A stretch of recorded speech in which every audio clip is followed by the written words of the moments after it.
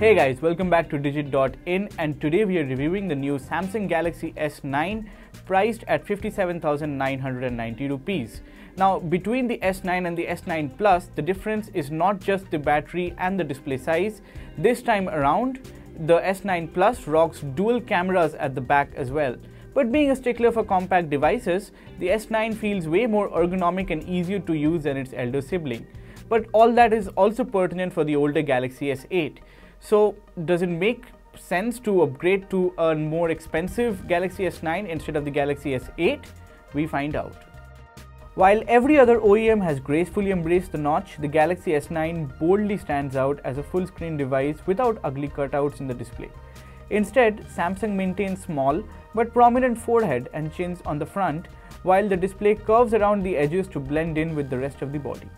The bezels are just a little more thinner and about 2mm have been shaved off in height, making the phone even more compact without messing with the 5.8-inch display size. You'll know things have changed when you turn the phone around. The placement of the fingerprint sensor on the Galaxy S8 was universally hated, so Samsung moved it around. It is now just below the camera lens, where your finger is very likely to miss the sensor again.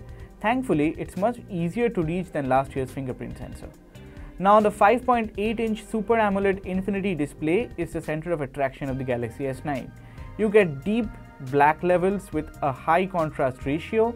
The default display calibration isn't as oversaturated as on the S8 though. Samsung seems to have worked on making this one of the more color accurate panels. However, if you're not happy with the color temperature, you can tweak it in the display settings. The S9 also runs on the Exynos 9810 processor. Even after being a 10nm chipset, the Galaxy S9 does have a tendency to heat up a lot. Samsung's UI isn't helping either. Yes, it has improved vastly over the older version, but sometimes the phone will slow down or stutter a bit. Using the phone as a daily driver, I often found around 25% RAM left free, which is never a good thing when the going gets tough. The real-world performance of the phone, however, was quite flawless.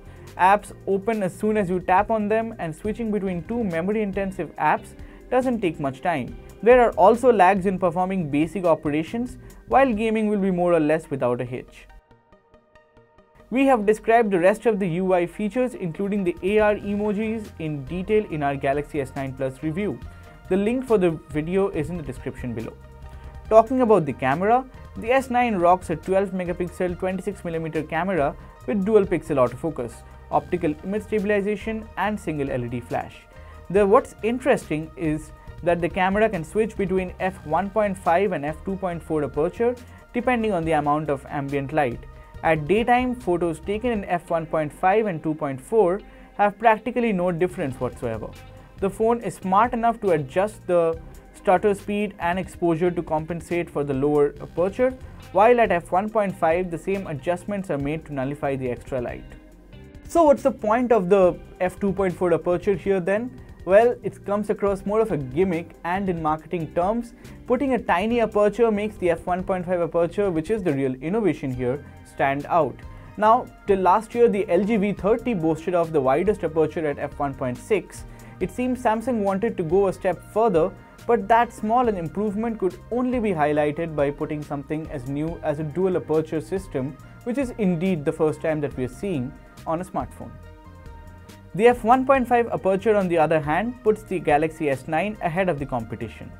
The wide aperture helps capture a lot more light, and the resulting shots are quite well lit. However, if you compare the photos taken with the Galaxy S8 that had a 1.7 aperture, the difference is in the light intake.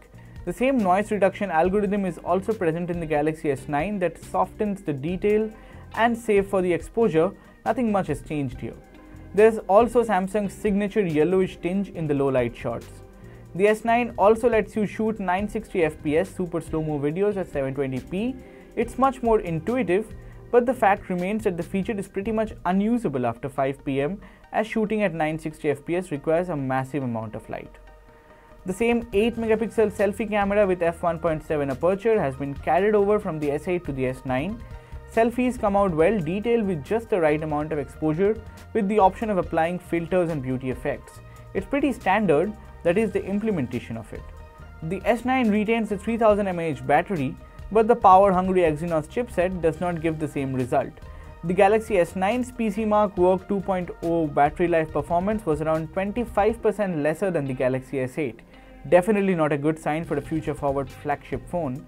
The new PUBG mobile game dropped the battery percentage from 80 to 40% in less than an hour of gameplay.